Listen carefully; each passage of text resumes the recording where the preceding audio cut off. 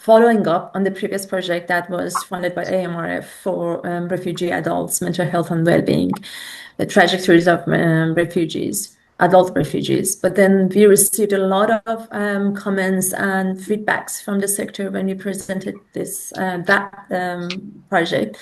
And they were quite worried about refugee children and youth and their educational outcomes because of all of the mental health issues that they could have. And they were dealing with refugee kids and youth. So this project was funded by HRC Activation Fund, and Martin has been helping me a lot in the last 1.5 years to do this project. So thanks to him, and I'll go through the questions and present most of the results. We are almost at the end of the project, so bear with me to the end. But at the end, I'll let you to ask all the questions. So the main question was how children with a refugee background engaged with mental health services through all of the data that we found from different Ministry of Health databases and pharmaceutical data, and whether educational outcomes were different among children of refugee and migrant background with a mental health service utilization or not. So we decided to compare refugees with a cohort of migrants. So initially, to do this study, we were thinking of why should we do this study? We've already talked about this in the past, but unfortunately, from last time I was talking, it was about 82 million people who were displaced. Now it's 123 million people around the world who are displaced, with about 43 million refugees. So New Zealand is receiving about 1,500 refugees every year, and it doubled its quota a few years ago. But because of COVID, then a flow of new refugees started to come into the country from 2022. So no prior research or linkage or any survey is available as specifically focused on refugee kids and children and their mental health and educational outcomes. So we are trying to just explore this area. It doesn't answer to all questions, as we know. This is just administrative data, but this is a great chance for us because this specific population is so small.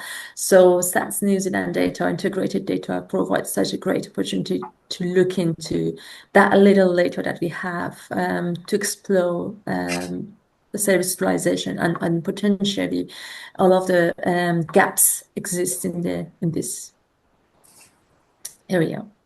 There are also so many new settlement areas that added on top of Ashburton, on top of Tomorrow and Blenheim, that started from 2022 to getting new refugees. Ashburton, Levine, and Masterton have been introduced. There are new sites, and as we all know, one of the problems of mental health service provision is that usually the bigger cities like Auckland and Wellington have proper culturally informed service providers for mental health, and the smaller cities don't have. And so all of these new populations with refugees and refugee children and kids and adults coming to these centers, it's good to know how much they can utilize services.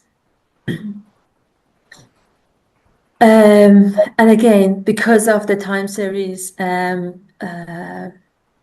nature of the IDI data, it provides a great opportunity to look at like service utilization, and then further on the educational outcomes, highest education or school attendance. So that's how we started to identify our cohort. We looked into INZ, Immigration New Zealand. We picked up refugees from there and identifying all the parents and all the first generation kids refugees. Then we followed up those parents in other databases in IDA and also MSD and census to find children from those parents with a refugee background. Then we looked at, we created a cohort of also kids with migration background, those who didn't have refugee parents. but had parents with country of birth not being New Zealand. And then we compared these two together. But we looked at the dates between 2008 to 2022. And that was our inclusion criteria. And then we've got all the information about service utilization in Ministry of Health and also educational outcomes in Ministry of Education. And that's going to be our outcomes that we looked at and we run models based on.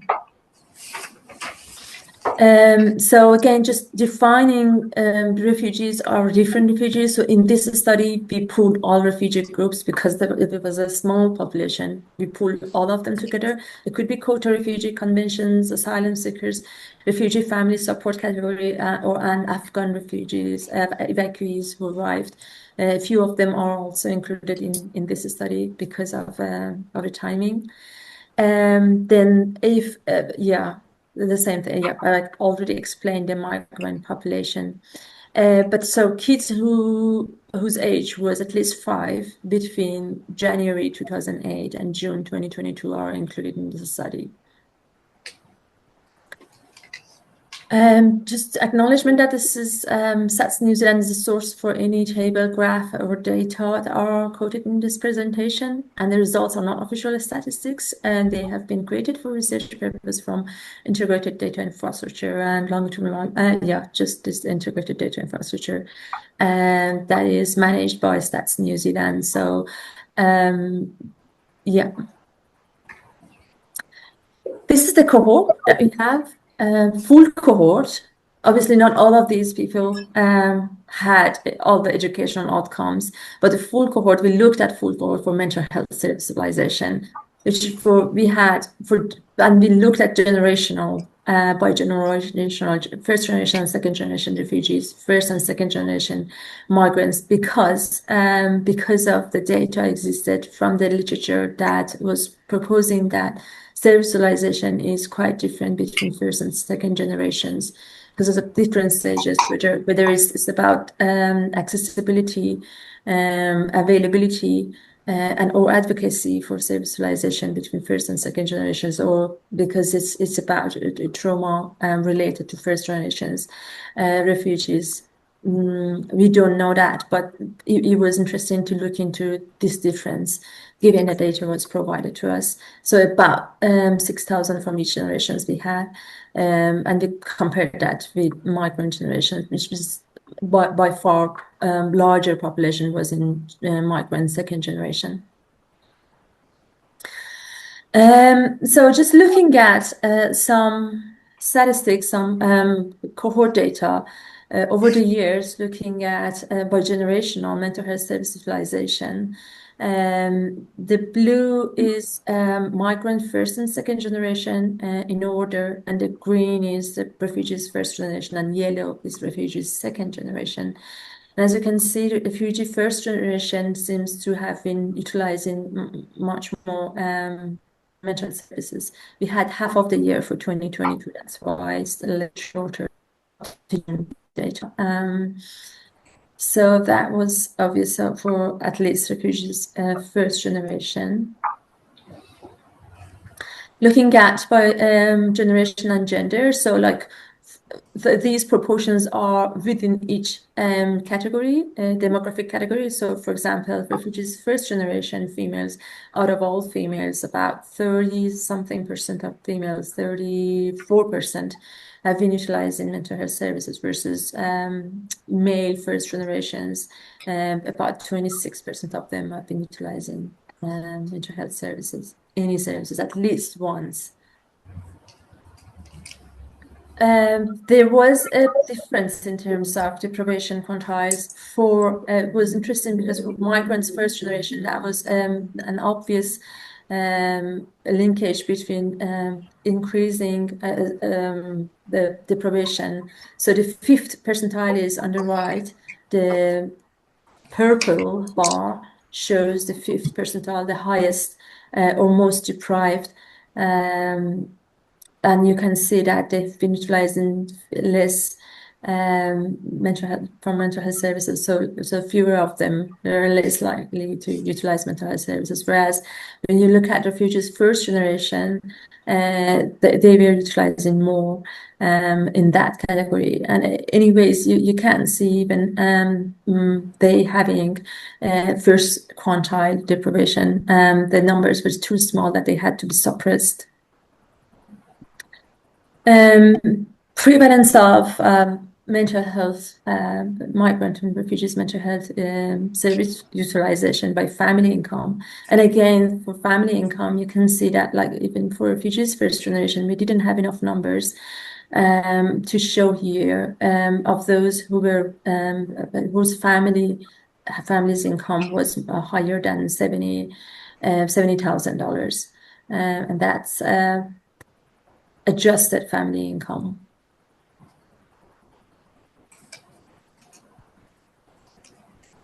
And by highest qualification and generation, you can see that migrants first generation and refugees first generation, that was the most interesting for me to look at these differences, to see that again, those with no qualification were more likely to utilize services, or maybe those who were utilizing services more didn't earn as much qualification in the end. So for this analysis, we only included kids whose age was at least 22. So if by the end of a study, so we could have a final education of a university degree if they were going to continue their education to the end. So that's a subgroup analysis of people whose by the end of the study they were aged 22. But like these are results from models. So interestingly, the results showed that refugees first generation, yeah, they had higher odds of utilizing mental health services, but the migrants second generation had a slightly lower odds of utilizing mental health services. In these analyses, we included person years, and obviously migrants second generation were providing more person years in the studies. So however, like in the crude data, it looks like they had more utilized more. So the proportions were higher than the first generation. But after controlling for other factors like ethnicity, deprivation, and person years, they were slightly less likely to utilize mental health services than the migrants first generation. And we didn't find any significant difference between refugees second generation with migrants first generation mental health service utilization. Asians were less likely to utilize services. Europeans were nearly double, had nearly double the odds of utilizing mental health services than non-Europeans. And we didn't find any significant relationship with Middle Eastern, African, South Americans, mental health service utilization, and those who didn't have this ethnicity. And we didn't find any information for sex, but for deprivation, the higher the deprivation, it was significantly associated with higher mental health service utilization. Then we did proportional odds logistic regression to look at the educational outcomes. So that was like level 1, 2, 3, 4, 5, like giving it from 1 to 3 NCA levels. 1 to 3 was in one category. Then level 4, that was in one category. Then diploma 5 and 6 in one category, and finally anyone who entered university in the last category. And so the first 3 lines in this row, in this table row, shows that the interaction between generation and mental health. And it shows that migrant second generation were less likely, who had mental health service utilization, were less likely to achieve higher education compared to migrant first generation who didn't have mental health service utilization. Refugees first generation or refugees second generation, they they didn't have less or more chance of getting the highest educations, given having mental health service utilization. And as I mentioned, like those who were in more deprived units of NZ deprivation, they were less likely to achieve highest education. And also those with Middle Eastern, Latin American, and African ethnic groups were more likely to get to highest education than those who were in this very small ethnic category. Looking at the school attendance, that was really interesting because it seems like mental health service civilization mostly affected. And when you're looking at difference between these two lines, for school attendance of those with a mental health service utilization and without a mental health service utilization, it was refugees first generation that was most affected than the other groups, as you can see here. And it just emphasizes on the importance of getting to first generation refugee kids and youth, providing for them mental health services that helps them to reduce the pressure of this migration or trauma or whatever that is that they are going through, because that's going to affect their education more than any other groups, population groups in the country. To conclude, there is a very clear generational difference for people who are utilizing mental health services, whether this utilization means that the accessibility was better or it was about trauma. From educational outcomes, it seems like that first generation refugees needed more mental health services. Obviously, all of these data needs to be backed up by qualitative analysis. And we are having another project that is going to look into interview refugee youth and kids to answer those questions arised from the analysis of this data. Migrant second generation with mental health use were less likely to achieve higher education, and that was also another interesting outcome of this study. However, our main aimed group were refugees, but we could vividly see this is another result that needs attention by policymakers. And also social factors like high deprivation decreases also of earning higher education. So we had several connections with our advisory groups, thanks to Arezoo New Zealand team, Refugees as Survivors New Zealand, who are community-based mental health service providers for refugees, specifically refugees and migrants in Auckland. They have helped us a lot with understanding data, understanding what is important to explore in data, and they provided us with some codes that to group mental health issues together so that it responds to refugees' most prevalent mental health issues that they were seeing and understanding. And there are some notes to understand from them, some advices for making the research more meaningful and for further research and further steps that we need to take. One advice was that maybe Pacific and non-Pacific migrants are better categories that we can look at, and there were gaps in prime, specifically because many of the first generation and second generation refugees are seen by community providers. They don't have to include diagnosis. The diagnosis data is inconsistent over the years from different providers. In DHBs, they are more likely to provide the diagnosis than community providers. And that's a big gap. So if a person is not hospitalized, we don't get their diagnosis data. Also, there were gaps in educational outcomes. So for several of these years, if I'm not mistaken, Martin, you can help me later on, from 2008 to 2012 or 13, we just had one term 2 school attendance information.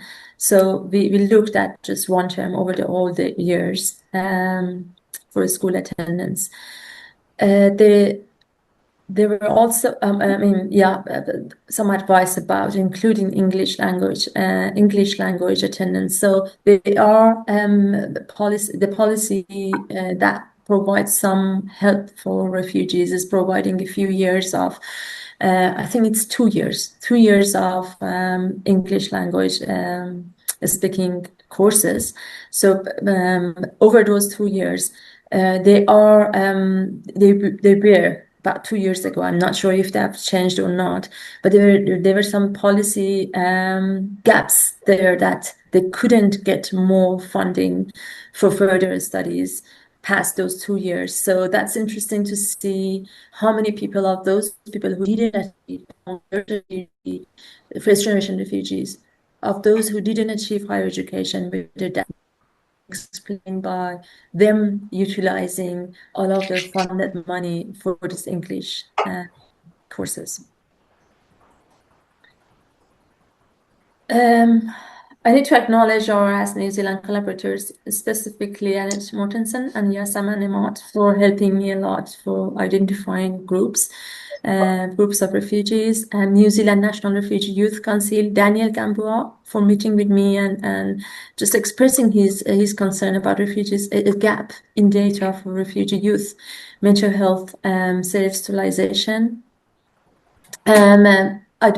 I need to thank specifically Martin because of his help, and also Barry and Jay for helping me with providing Martin's time and resources to help me with late Wednesdays data lab meetings that we had. Obviously, HRC Activation Fund, that was a small fund, but that was what helped us in the last 1.5 years to drive this study forward and run this study. SATS New Zealand staff and data checkers were so quick checking outputs and release them in timely manners. Thank you so much for all your helps. I will be appreciated. And all of the refugees and their exceptional stories that inspired us doing such a study. Julian Patton, Multicultural Council in New Zealand. My question is, when you're looking at asylum seekers, that's often a hard data set because they come through the non-traditional pathways, but they can eventually flow in through the refugee RSU and then get into that side. So did you find any difference with the mental health side? That's a really good question. Unfortunately, in this study, we didn't have enough number of asylum seeker kids to answer that question and to look into that specific question, which is really interesting and really important. Our adult study looked into income outcomes, not educational outcomes specifically for asylum seekers, but that's a very good question and needs to be addressed because there is a fear for many asylum seekers. That's from qualitative analysis, that they don't seek mental health service from mental health services help because of fear it would have an impact. The record would have an impact on their file and their decision for their claim. I'm just curious about I was just interested to see that the cohort size for the first and second generation refugee children was quite similar. Why was that?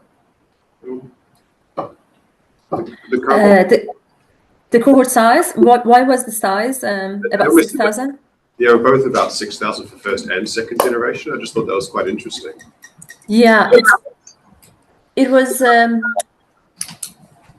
It is for those who within the time frame. So for primed, we had data on mental health services utilization from 2008, and we looked at that to 2022. So and over the years, the number of first generation refugees arriving in the country increased. Over the years, I think that could be the reason. And for second generation, initially decided not even if one parent is from refugee background, we consider them as the second generation. So that's how those two cohorts are. Yes.